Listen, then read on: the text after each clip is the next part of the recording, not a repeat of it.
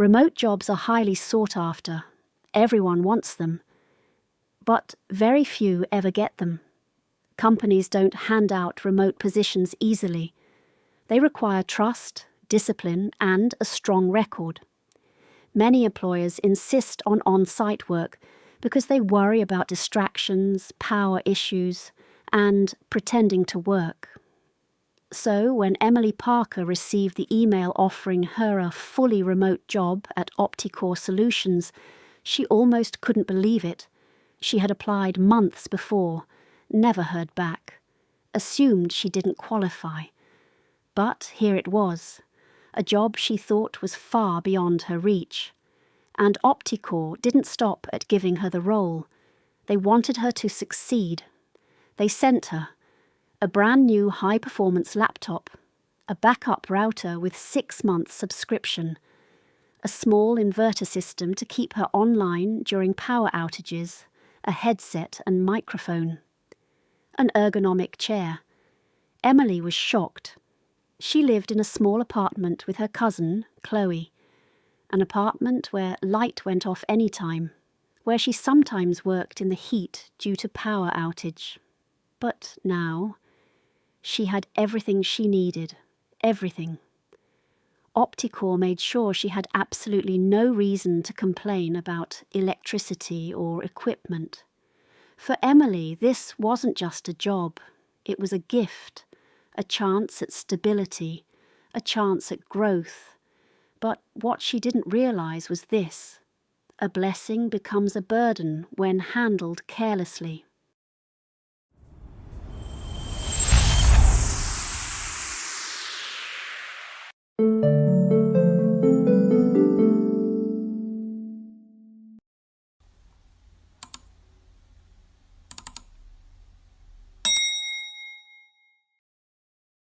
At first, Emily worked well. She logged in early, replied to messages quickly, attended every meeting, met every deadline. Her manager, Mrs. Lawson, even praised her. "Emily, I like your reliability. Keep it up." But Emily had a side hobby, a jewellery business she ran online. She sold earrings, bracelets, rings, sunglasses. Mostly budget-friendly pieces she sourced from the city market. It wasn't making huge money, but it made her feel productive.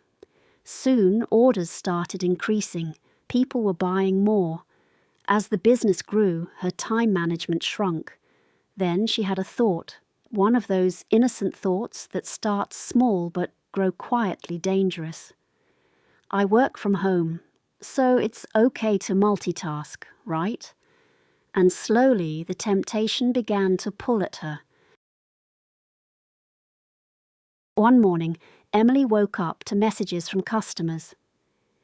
"Do you have the gold infinity bracelet? Do you have the blue charm set? Can I get a discount on the heart pendant?" Orders were piling up and her stock was running low. She panicked. She needed to restock urgently. But it was 8:40 a.m. Her shift started by 9 a.m. She thought quickly. "I'll log in first, then rush to the market. I'll be fast." She logged in, typed a few morning greetings, turned on her online status. Then quietly changed clothes, grabbed her tote bag, and left the house. Her laptop stayed open on her desk. Screen glowing, cursor blinking, making it look like she was around. The market was packed that morning. Traders shouting prices, bus drivers honking, generators humming loudly. Emily pushed through the crowd, trying to get the best pieces for her shop. "Take a look here, best price for you." "New items just arrived, come and check." Beautiful accessories available, very affordable. She was overwhelmed, distracted, focused on bargains. In the middle of the chaos, her phone buzzed, again and again. At first she ignored it, then she grew irritated. The noise was too much, she couldn't even hear anything properly. She pressed "Do Not Disturb" and kept shopping. By the time she returned home, sweaty and exhausted, she checked her phone. 14 missed calls, 6 messages from her supervisor, 2 emails marked urgent. Her heart sank. She panicked, crafting excuses in her head. But that day, something inside her changed. She realized she had gotten away with it, and that made her confident enough to do it again. The following week, Emily repeated the cycle. She would log in at 9 a.m. Type, "Good morning, team," leave her laptop open, then disappear into the market, or run personal errands, or package orders for hours. She began missing team discussions, missing customer updates, missing deadlines. Her manager grew suspicious. Each time they tried to call, Emily was mysteriously unavailable. Sometimes she would return and type, "Sorry, network issues," or "My router was acting up," or "There was power outage." But she forgot something. Opticore had provided an inverter, router, and a high-end laptop. Her excuses made no sense. Mrs. Lawson quietly wrote down each incident. Emily had no idea. It was a Tuesday. The team had a high-priority customer crisis. Everyone needed to be online. Everyone was working overtime. Everyone was communicating rapidly. Except Emily.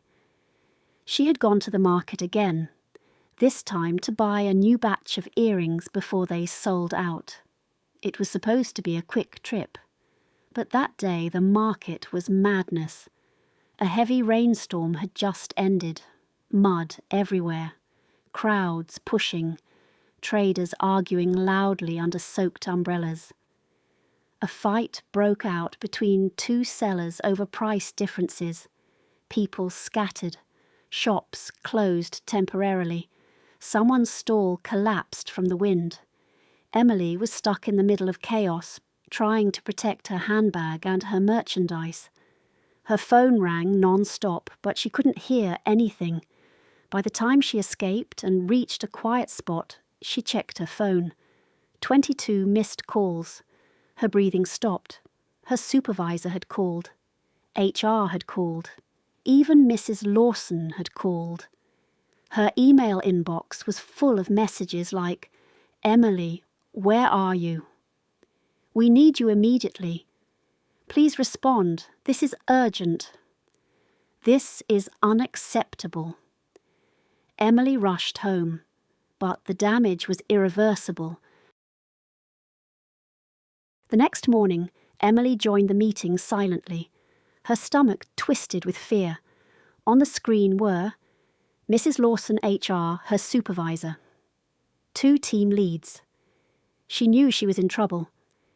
"Emily," Mrs. Lawson began, "we reviewed your activity logs." Screenshots appeared on the shared screen. Idle time, 193 minutes.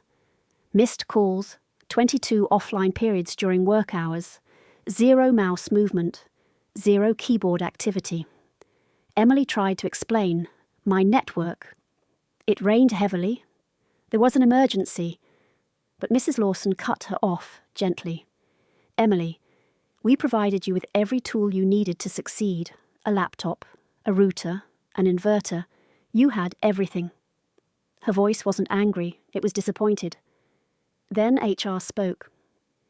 "Your work pattern shows you have not been present for your job, and remote work requires trust." A pause, a breath, and then the decision. "You must relocate to our Lagos office and resume on-site, or you may submit your resignation." Emily froze. Relocate to Lagos with no family, no savings, no plan? She swallowed hard. Her eyes stung. She knew she couldn't relocate. She knew exactly what she had to do. Emily cried that night, not loud tears, but quiet, painful ones, the kind that come when you realize you've ruined something good with your own hands. She opened her laptop. The resignation email was already drafted. The words blurred as she read them. I hereby resign from my position. She hesitated. Her hand shook. Then she clicked send. Her job, gone. Her stability, gone. Her chance, gone. Not because the job failed her, but because she failed the job. Days turned into weeks. Her jewellery sales slowed down, bills piled up. Her savings dried up, her confidence shattered. She found herself lying awake at night, replaying every reckless moment, the market trips, the lies, the missed calls, the excuses, the wasted opportunity. She realised something painfully true. Remote work wasn't the problem. Her lack of discipline was, and once trust is broken, you rarely get a second chance. And that is the story of Emily, a woman who was given everything she needed to succeed, but threw it all away because she felt too comfortable. She thought remote work meant freedom. She forgot it also meant responsibility. Opportunities don't shout when they arrive, but they scream when they leave. Emily learned the hard way that a blessing you misuse becomes a burden you carry forever. And sometimes you lose things not because life is unfair, but because you weren't ready to value what was placed in your hands. Emily's story teaches us that opportunities don't disappear on their own. People lose them. Emily had everything she needed to succeed: the flexibility, the trust, the equipment, the comfort. But she mistook privilege for permission.